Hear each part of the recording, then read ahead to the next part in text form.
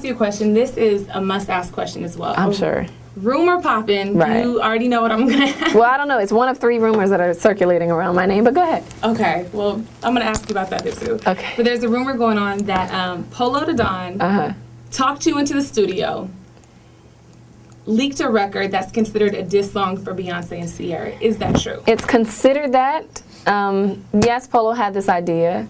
No, he did not leak it. It's not the version Polo wanted out. Okay.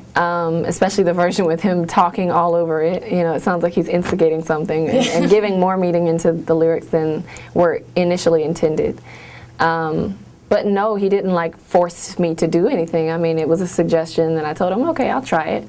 You know, I'll try it, and that was just it. He was like, I want it a little more fiery, and that's cool. That's cool with me. I speak my mind, and you know, I make no apologies for it. So, you know, it's a hot verse. I love the verse. Yes, I heard specific names being brought up. No, it's not about that. No, you know, that was not where the energy was. I'm not retracting or you know, feeling some kind of way about how people feel that I'm doing, you know, that I did this. I'm not, I guess that's the only way I could say it. I'm not retracting. It's just that was never the energy behind it. Okay. But we did play it for people, and it's considered a leak because we decided not to go with it. And I can prove that because it's like, when you do a remix to a song, you kind of want it to be for the remix to come out while the song is really hot still. And the song is hot right now, but it's not number one. So it was a late remix. We did that remix, well, 3 months ago now, and it just now leaked. So if we wanted it to come out, we would have done it while the fire was still burning very, very thick. And so, you know, it's been very hard to keep Keri Hilson Records under wraps, and we decided to do that because people, when we played it for people, you know, people said, look, oh, it sounds like you're going at this person and that person. And when the moment names started being thrown around, we were like, oh, okay, we get it. That's not, you know, it's not what we wanted to accomplish with this record. I did want to address the haters and the hatred that I've had pretty much my whole entire career. In music. Yes, there have been so many people that have tried to turn me off, and I said, you know what, I want to take that meaning of the song and just let people know you're not going to turn me off. I'm going to stay turning it on, like I say in the song. So that's what it is about, and it's not a retraction. It is a blanket statement for many people who along the way, and I mean, no one's going to give it to you on a silver platter. You got to take it, and that's what I'm doing. So that's what it's about. Keri, baby. Now, I ain't tryna start no mess. It's just something on my chest that I need to get out. Cause you're turning me out. Your vision cloudy if you think that you the best. You can dance, she can sing, but need to move it. Don't do it to him, She need to go have some babies. She need to sit down, she fake. Them other chicks ain't even worth my time to talk about. Been had dollars, boy. Go and get your money up. No, you ain't the only homie on me lined up. I ain't turning it off. I'ma stay turning it on. Go ahead and tell these folks how long I've been writing your songs. I've been putting you on. Just check the credits, ho. And if you want me, you can find me in Decatur, ho. Cause you're turning me out. The Breakfast Club. About the Beehive, just all of the comments and stuff from the song leak and all that stuff. And now today, at this point, are you looking, like when you look back at that, and people will bring it up, so I'm sure you're kind of preparing yourself for that. How do you not even explain it, but like, how do you look back on that? What are your comments on it now, so far removed from it? It's a regret. It's a regret, but not in the way that people would think, because that's a song that I actually didn't write. Those are not my words. I was on tour. Polo wanted me to do a remix to Turning Me On.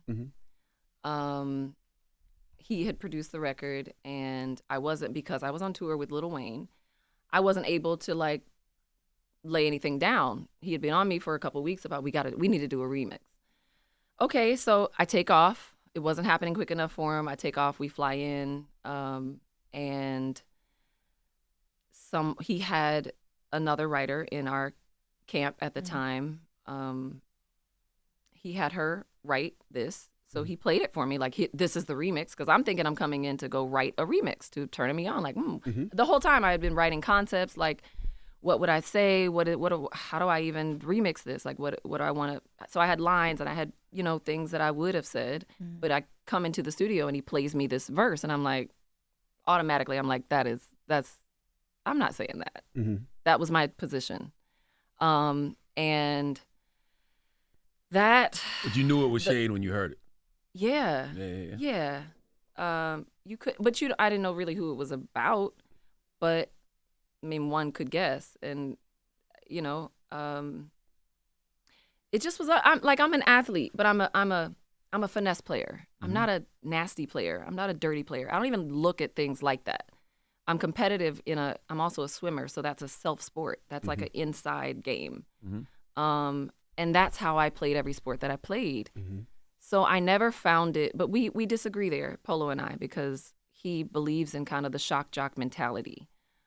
He believes in kind of playing dirty to a degree, and I don't. Yeah, it's not rap. So exactly. So I tried to fight him on it, and I began writing my own. That's what I did with my time there. But I want to be careful with the word I use. It was quite forceful. You know what I mean? In an executive artist way? Yeah, in an executive artist way only. You know, involving others and kind of threatening my career in a real sense. Like, you're not coming, because my album wasn't out yet. So it was like, you're not coming out if you don't do this. And the mistake that I made was not continuing to fight. But I was in tears. I was crying. I was adamant that I did not want to do that. And for people that don't know, you were signed to Polo. I was signed to Polo and Timbaland. Correct. Yep, in a joint venture at Interscope Records. Yep. And I was young. I was super young. I felt I had no power. I felt I had no choice. But I did record my version, which had nothing like that in it. It was on subject. The song is about men. And I think days after? He remembers more because he was there. Wow. He remembers more. Was it days after when it leaked? It leaked like days after I did it, but he promised me that wouldn't happen, so it leaked. And that was that. And I protected him. I protected the girl that wrote it, who went on to become famous. I protected everyone in the story, so I had to eat that. And I am still eating it to this day, because I'm getting asked about that 15, however many years, 16, 17 years later.